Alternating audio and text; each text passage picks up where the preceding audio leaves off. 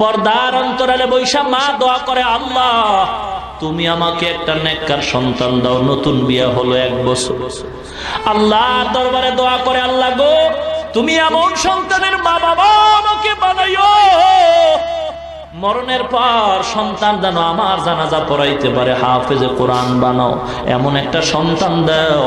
মহিলার দোয়া আমার মাওলা কবুল কইরা নিছে, এমন ভাবে কবুল করছে, মহিলার গর্ভে আল্লাহ একটা বাচ্চা দান করেছেন, নেককার সন্তান। আল্লাহর কাছে চাইতে হয়।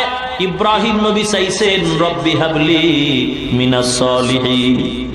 ও মুসলমান ভাই, যারা বিবাহ করেন নাই, অনুরোধ করি আল্লাহর দরবারে নেককার বিবির জন্য দোয়া করেন। আর নেককার বিবি যদি আল্লাহ দান করেন, তার গর্ভেই নেককার সন্তান পাওয়া যাবে। এ মা বোনেরা, আপনারা তো আলেমদের মা, হাফেজে কোরআনের মা, আব্দুল কাদের জিলানীর মা, শাহ ওলিউল্লাহ মুহাদ্দিসে দেহলভির মা, বাইজিদ বুস্তামির মা, ও পর্দার অন্তরালের মা গো, আল্লাহর কাছে দোয়া করো গো। কত মানুষ আইসা কান্নাকাটি করে, 10 বছর বিয়া করলাম, একটা সন্তান পাইলাম না। মুসলমান গো ভাই, মাজারে যাও, সন্তান পাইবা। কি গো, এ মাজারওয়ালা যদি সন্তান দিতে পারত গো, বাংলার জমিনে কোনো হিজলা থাকতো না। আমি বলবো বাবা, মাজারে চাও কেন? আল্লাহর দেওয়ার ক্ষমতা নাই, আছে নাকি দুর্বল হয়ে গেছে? যারা আল্লাহর কাছে না চাইয়া অন্যের কাছে চায়, কবরে চায়, মাজারে চায়, তাদেরকে আমি বলতে চাই, তুমি মাজারে চাও কেন? 2 কথার 1 কথা মানতেই হবে, হয়তো আল্লাহ দুর্বল, না হয় আল্লাহ সবল। যদি হয় তাহলে কেন চাও না? আল্লাহরে পছন্দ হয় না, 2টার একটা। হয়তো আল্লাহ দিতে পারে না, যে কারণে মাজারে চাও।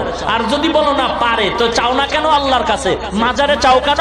আল্লাহকে তোমার পছন্দ হয় নাই নাকি বলে? মহিলা দোয়া করছে, আল্লাহ নেককার সন্তান তুমি আমার গর্ভে দিও গো। আল্লাহ পাক রব্বুল আলামিনের দরবারে দোয়া কবুল হয়ে গেছে। আল্লাহ পাক একটা নেককার সন্তান গর্ভে দান করেছেন।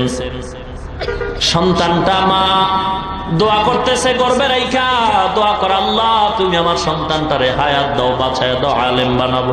কিয়ামতের ময়দানে আমি আলেমের মা হইয়া আল্লাহর দরবারে পরিচয় দিব। সন্তান দুনিয়াতে আসার সময় হয়ে গেল। আল্লাহর কুদরতি পরীক্ষা, গরিবের উপরে পরীক্ষা গো। ইমানদার যত ভালো, পরীক্ষা তার কঠিন। গরিবের সন্তান মহিলা, গরিবের ঘরে আসছে, সন্তান দুনিয়াতে আসা হয়ে গেল, কিন্তু আসার আগে আগে তার আব্বা দুনিয়া থেকে বিদায় হয়ে গেছে। এতিম সন্তান, মা সন্তান কোলে নিয়ে কাঁদে, আল্লাহ তুমি আমার আশাটা কি পূরণ করবা না? আমার মনে বড় আশা, আমি একজন আলেমের মা হয়ে কবরে যাব। কত আলেমের বয়ান শুইনা মনটারে মানাইতে পারি না গো। এ জামালপুরের মুসলমান, আমিও তো একটা মায়ের গর্ভের সন্তান। আমার মা কত ধন্য মা। বয়ানে আসার আগে মায়ের কাছে দোয়া চাইছি গো মা। সারা বাংলাদেশের মানুষ জামালপুরের ওয়াজ শুনতেছে, মাগো মা আজকেই তো সেই স্টেজে বয়ান করতে আসছি গো মা, দোয়া চাই। মা দোয়া করছেন বাবা। আমি বলি মা, আপনাদের মতো মা বড় ধন্য মা, সারা দুনিয়ার মানুষ সম্মান করে গো মা। একটু দোয়া করবেন, আল্লাহ যেন ইখলাস অন্তরে রাখে, অহংকার যেন অন্তরে ঢুকানোর সুযোগ না পায়। এ জামালপুরের মা বোনেরা গো, মাইকের আওয়াজ কি চায় না? বিন্দু বাবাজিরা গো, মনটা কি চায় না তুমি একজন আলেমের বাবা হইবা, হাফেজে কোরআনের বাবা হইবা? রমজান মাসে তোমার সন্তান হাজার হাজার মানুষকে তারাবি পড়াইবে, খতমে তারাবি। ওই মহিলা দোয়া করে, আল্লাহ তুমি আমার সন্তান যাও দিছো, ওর বাবা নিয়ে গেছো, এখন আমি কেমন করে সন্তানটারে আলেম বানাবো? কপাল পুড়ে গেছে, টাকা নাই পয়সা নাই, কেমনে সন্তান আলেম হবে? মা গরিব, টাকা নাই পয়সা নাই, অন্যের বাড়ি কাজ করিয়া মা কিছু টাকা পাইয়া পেট বাঁচায়, সন্তানেরও বাঁচায়। আস্তে আস্তে সন্তান যখন বড় হয়, সন্তান বুঝের হয়ে গেছে, কথা বলতে পারে, লেখাপড়ার সময় অতিক্রম হতে চলছে। সন্তানের হাত ধইরা কয়, মা আমার বুক ভরা আশা আমার পূরণ হয় নাই গো সন্তান। আমার আশা ছিল আমি তোমার হাফেজ বানাবো, আলেম বানাবো। না না, তোমার বাবা নাই, আমি গরিব, অন্যের ঘরে কাজ করে জীবন চালাই, যাও তুমিও নাইমা যাও। অন্যের বাড়ি যদি কোনো কাজ পাও, কাজ করে পেট বাঁচাও, কিন্তু আমার কাছে আর রাখার সুযোগ নাই, লেখাপড়া করানোরও সুযোগ আমার হবে না। সন্তান মায়ের থেকে চলছে, গ্রামে হাঁটতেছে, এক বড় লোক সন্তানের চেহারা দিয়ে তাকায়, বরং মায়া লাগছে। আয় বাবা আয়, কই যাও? বলে আমি গরিবের সন্তান, আমি কাজ তালাশ করি। কয় আমার বাড়ি থাকবি, আমার বাড়ি কাজ করবি, আর আমার কিছু গরু আছে দেখাশোনা করবি, তোর খানা বেতন কাপড় যা দরকার আমি সব ব্যবস্থা করে দিব। এতিম সন্তান ওই বাড়ির গরুর রাখাল হয়। বলবো ঘটনাটা বলবো? কাঁদাও না, গরিবের হক মাইরা বড় লোক হইছো, সাবধান সাবধান। বড় লোক গেট সাজাইছে, বড় খানার অনুষ্ঠান দুপুর বেলা, রোস্ট মুরগি, কোরমা, পোলাওয়ের ব্যবস্থা করছে। পাশের ঘরে রিস্কাওয়ালা ছোট্ট একটা ভাঙ্গা ঘরে দুইটা বাচ্চা নিয়ে থাকে, দাওয়াত দেয় না। দুপুর বেলা রিস্কাওয়ালা বাজারে যায়, রিস্কা চালায়, যা পায় সন্ধ্যায় ঘরে আসে। বড় লোকের বাড়ি আজকের খানার আয়োজন, রিস্কাওয়ালা ওদিকে ভ্রুক্ষেপ করে না। সন্তানটা বাচ্চা দুইটা ঘরে, মা বাচ্চা নিয়ে ঘরে বসে আছে। দুপুর হয়ে গেছে, রিস্কাওয়ালা রিস্কা নিয়ে চলে গেছে। বাচ্চা দুইটা দুপুর বেলা ক্ষুধায় বলে, মা খানা দাও, খানা দাও। তরকারি নাই, বাবা সন্ধ্যায় আসবে। মা একটা আলু ভর্তা বানায় বাচ্চা দুইটারে খানা দিছে। বাচ্চা দুইটা ভর্তা দেখে প্লেটটা ফালায় দিয়ে কয়, মা গোশতের ঘেরান পাই, ভর্তা দিয়া খানা খাবো না।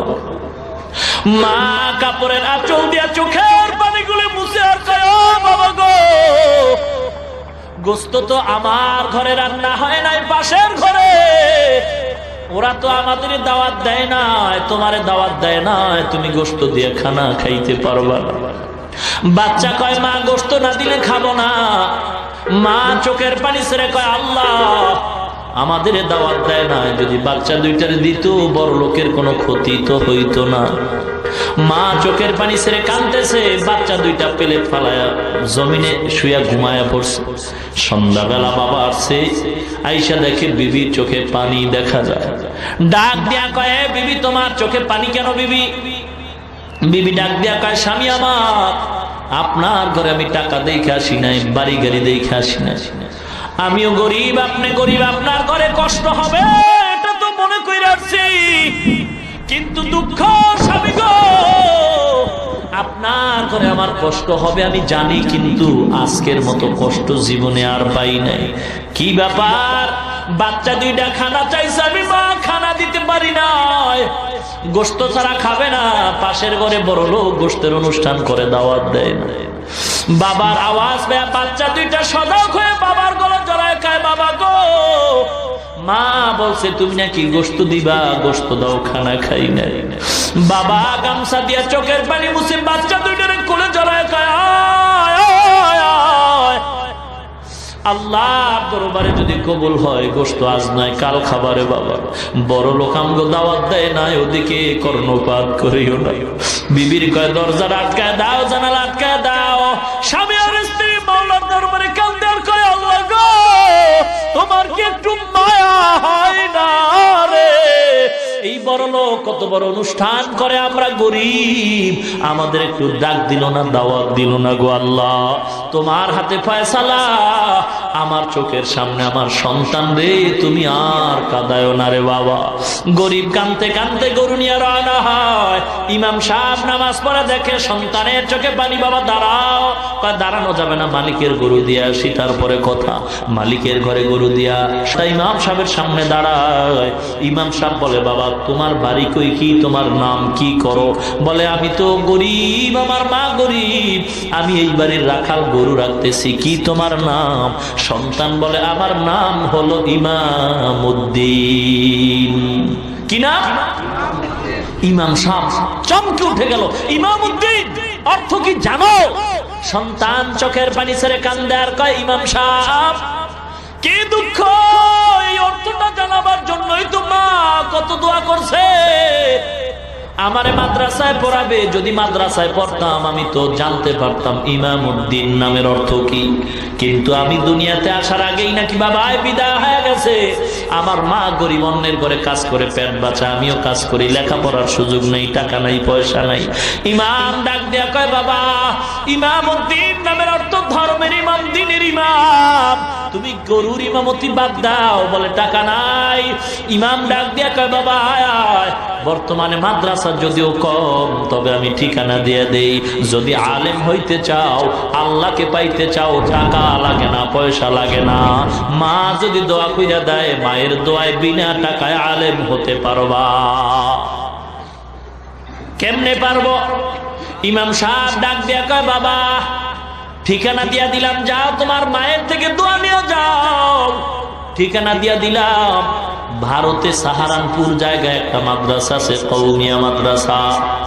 মায়ের দোয়া নিয়ে যাও, স্টিমার পাড়ি দিয়া, নদী পাড়ি দিয়া যাও, ভারতের সাহারানপুরে মাদ্রাসায় লেখাপড়া করে তুমি একজন আলেম হয়ে যাইবা। টাকা লাগবে না, পয়সা লাগবে না, শুধু তোমার মা যদি দোয়া করে আল্লাহ সব ব্যবস্থাই করে দিবে। সন্তান ঠিকানা নিয়ে মায়ের কাছে গিয়া কান্দে আর কয়, মা শুকর আদায় করো গো মা, তোমার মনের আশা বোধহয় পূরণ হওয়ার সুসংবাদ পাইতেছি। ইমাম সাহেব দোয়া করছে, তুমিও দোয়া করে দাও। আমি এখন মাদ্রাসায় যাব ভারতের সাহারানপুরে আলেম হওয়ার জন্য। মা কয়, টাকা নাই। ইমামউদ্দিন বলে, আমার টাকা লাগবে না, আলেম হইতে নাকি টাকা লাগে না? হাফেজ কোরআন হতে মাদ্রাসায় পড়তে টাকা লাগে না গো মা, যদি আপনি দোয়া করেন আপনার দোয়ায় আল্লাহ কবুল করে নেবে। মা মনের আবেগে ইমামউদ্দিনকে গোসল করায় সুন্দরভাবে সাজায় পড়াইয়া, টাকা নাই কিন্তু মায়ের মনে মানে না, রাখা কিছু অল্প টাকা সন্তান ইমামউদ্দিনের হাতে দিয়া মা দোয়া করে পাঠায় দিল। ইমামউদ্দিন হাইটা যায়, আমার আল্লাহ পাক রাস্তা আসান করে দিয়েছে। মা ঘরের মধ্যে যায় নামাজ বিছাইয়া আল্লাহর দরবারে দোয়া করে, আল্লাহ গো আমার সন্তান ইমামউদ্দিনকে পাঠায় দিলাম, আল্লাহ তুমি আলেম বানায়া আমার কোলে ফিরায়া দাও। মায়ের দোয়াটা আল্লাহ কবুল করেছেন, কারণ মা যখন দোয়া করে দেয় বিদ্যুতের চেয়ে আরো দ্রুতগামীতে মায়ের দোয়া কবুল হয়ে যায়। মায়ে যখন দোয়া করে চলে যায় ওই আরশ পরে, সাথে সাথে কবুল হয় ফল দেখিতে পাও। মায়ের দোয়া লও হে মুমিন, মায়ের দোয়া লও, মায়ের দোয়া লও হে মুমিন, মায়ের দোয়া লও। বিপদে পড়বে না তুমি যখন যেথায় যাও, বিপদে পড়বে না তুমি যখন যেথায় যাও। মায়ের দোয়া লও হে মুমিন, মায়ের দোয়া লও। নিজে নিজে মনে করো টাকায় আমি হইলাম বড়, যার কারণে মৃত্যু মুখে বেঈমান হয়ে যাও। মায়ের দোয়া লও হে মুমিন, মায়ের দোয়া লও। যাহা কিছু হও না কেন কিছুই না মায়ের দোয়া বিনে, বাস্তবে না বুঝা মনে কইরো না যে ফাও। মায়ের দোয়া লও হে মুমিন, মায়ের দোয়া লও। একটি গেলাস পানির ফলে বাইজিদের কোলে তুলে, হাত তুলে মা বলে বাইজিদকে ওলি বানাও। মায়ের দোয়া লও হে মুমিন, মায়ের দোয়া লও। যার কারণে বাইজিদেরই নাম ছড়িয়েছে বিশ্বভুবন। শিশু বাইজিদেরই মতো সবাই হও, ছোট্ট শিশু বাইজিদেরই মতো সবাই হও। মায়ের দোয়া লও হে মুমিন, মায়ের দোয়া লও। মায়ের দোয়া লও হে মুমিন, মায়ের দোয়া লও। বিপদে পড়বে না তুমি যখন যেথায় যাও, মায়ের দোয়া লও হে মুমিন, মায়ের দোয়া লও। খারাপ লাগে? এ যুবক, খারাপ লাগে কি? একতারা লাগবো গান গাইতে? হারমোনিয়াম লাগবে? এ বাবা, আল্লাহর নামে গান গাও, এমন গান গাও ইখলাসের সাথে। ঢোল লাগবে না, একতারা লাগবে না। যেই সুরের দ্বারা মানুষের দিল নরম হয়, আমলের দিকে মানুষের আকৃষ্ট হয়, আল্লাহর কথা মরণের কথা স্মরণ হয়, এমন গান গাইলেও সওয়াব হয়, শুনলেও সওয়াব হয়। কিন্তু যেই গান বাদ্য ছাড়া হয় না, যে গানের আওয়াজে যুবকের যৌবনের জোয়ার আইসা গুনার দিকে দৌড়ায়, এমন গান গাওয়াও হারাম, শ্রবণ করাও হারাম। সিনেমা হলে কয় বেলা জিকির হয়? এই পাবলিক, সিনেমা হলে কয় বেলা জিকির হয়? জিকির হয়? কি হয়? আরে কয় না, কি খবর রাখেন না আপনারা? কি হয়? গান হয়, বাদ্য হয়, ছবি হয়, বেপরদার আড্ডা হয়, উলঙ্গ নাচ গান হয়, ক্লাবের মধ্যে টাসের আড্ডা হয়, জুয়ার আড্ডা হয়, বেপরদার আড্ডা হয়, মদের আড্ডা হয়, গান্দার আড্ডা হয়, নাকি বলেন? এ সাধারণ মুসলমানের কাছে আমি বিচার রাইখা যাই, সিনেমা হলের মধ্যে বেপরদার আড্ডা হয়, গানের আড্ডা হয়, ক্লাবের ভিতরে টাসের আড্ডা হয়, মদের আড্ডা হয়, জুয়ার আড্ডা হয়। এ জামালপুরের সাধারণ মুসলমান গো, পায়ে হাত দিয়া বিচার রাইখা যায়, বলো এই সমস্ত বেপরদার আড্ডা, গাঞ্জার আড্ডা, গানের আড্ডা যদি কোন দরবার শরীফে হয়, বিচার করো সাধারণ মুসলমান। বিচার দিয়া গেলাম, বলো সিনেমা হল আর ক্লাবে আর দরবারে ব্যবধান রইল কোথায়? যেই সমস্ত অপকর্ম, যে সমস্ত গুনার কাজ হয় সিনেমায়, সেগুলি যদি আমার দরবারে হয়, এটা দরবার না সিনেমা হল? ব্যবধান রইল কই? একটু আছে। সিনেমায় ঢুকলে টিকিট লাগে, আর ওই ভণ্ড দরবারে ঢুকলে টিকিট লাগে না। আর একটু ব্যবধান হলো, সিনেমায় তবারক নাই আর ভণ্ডের দরবারে তবারক আছে, নাকি বলেন? সাবধান হতে হবে। আল্লাহ বুঝার তৌফিক দান করুন। এ যুবক ভাই, পায়ে হাত দিয়া বলছি রে যুবক, রাগ করেন নাকি আবার? এ যুবক, পায়ে হাত দিয়া বলি, রাগ করিও না। আল্লাহ যৌবন আমাকেও দান করেছেন। আমি যদি শার্ট প্যান্ট টাই পইরা দাড়ি কামায় চলতাম, কেউ আমারে বাধা দিত না। এ যুবক, পায়ে হাত দিয়া বলছি, রাগ করবেন না, বুঝাবার জন্য বলি। আমিও আল্লাহর গোলাম, আপনিও আল্লাহর গোলাম। মায়ের গর্ভে দুইটা সন্তান আল্লাহ দান করেছেন। বোনের বয়স হলো মাত্র 30 বছর, ভাইয়ের বয়স হলো মাত্র 24 বছর। বোনের গালে দাড়ি নাই, ভাইয়ের গালে দাড়ি আছে। আমি আপনাদের কাছে জবাব চাই, বলেন আল্লাহ অন্যায় করছেন নাকি? জোরে বলেন। যদি বলেন অন্যায় করে নাই, তাহলে কেন আপনি দাড়িটা কামাইছেন? কি জন্য? দাড়ি কামাইলে চেহারা সুন্দর হয়, যৌবন বাড়ে, শরীর মোটা হয়, কিছুই তো হয় না। তাহলে কেন কামাইছেন? জবাব দিবেন, হুজুর চাকরির কারণে রাখতে পারি না। এ মুসলমান যুবক ভাই, যে যেই দলের লোক হন না কেন, পায়ে হাত দিয়া বিনয়ের সাথে বলি, কাউকে টার্গেট করে বলি না রে বাবা, কাউকে হিংসা করে বলি না। সবাই চাই আল্লাহর জান্নাতে যাইতে। মুসলমান ইমানদার, কারোর সাথে কোনো দ্বন্দ্ব নাই। আপনি দাড়িটা কামাইলেন চাকরির অজুহাতে, মোবাইল থাকলে রেকর্ড করে নেন। আপনার কাছে আমার প্রশ্ন, আপনার মতো যুবক দাড়িওয়ালা র্যাবের চাকরি করে, পুলিশের চাকরি করে, আর্মি বিডিআরে চাকরি করে, উকিল, ব্যারিস্টার, বিচারপতি, magistrate, OC, DC, SP, IG, আপনার মতো যুবক দাড়িওয়ালা আছে না নাই? সত্য বলুন, মিথ্যার দরকার নাই। আছে না নাই? শুধু দাড়িওয়ালা কেন, র্যাব, আর্মি, বিডিআরের ভিতরে বহু কোরআনে হাফেজও আছে, ঠিক কিনা বলেন? আপনি বালিশের সাথে মাথা লাগাইয়া চিন্তা করবেন, আপনি কেন পারবেন না মুসলমান হইয়া? এ যুবক, কয়দিন তুই দুনিয়াতে বাঁচবি রে? একটু তাকায় দেখ, ওই ঢাকার আশুলিয়ায় গার্মেন্টসে আগুনে পুইরা কত জীবন চলে গেল রে বাবা। পত্রিকার খবর কি মনে পড়ে না? চট্টগ্রাম ফ্লাইওভারের নিচে পড়ে কত জীবন চলে গেছে। এখনো কান্নার আওয়াজ ওই যে সদরঘাট থেকে লঞ্চ রওনা হয়ে কত মানুষ এখনো লাশ উঠাইতেছে। বাবারে কয়দিন বাঁচবা? যদি অসুস্থ নাও হও, এমন কোন দিন নাই যে বাসের তলে পড়ে মানুষ মরে না, হুন্ডা অ্যাক্সিডেন্ট হয়ে মানুষ মরে না, পানিতে ডুইবা মানুষ মরে না, এমন কোন দিন নাই। অনেকে তো স্ট্রোক কইরা হঠাৎ করে মারা যায়। বাবা গো, পায়ে হাত দিয়া বলছি, দুনিয়া কিচ্ছু না, কিচ্ছু না।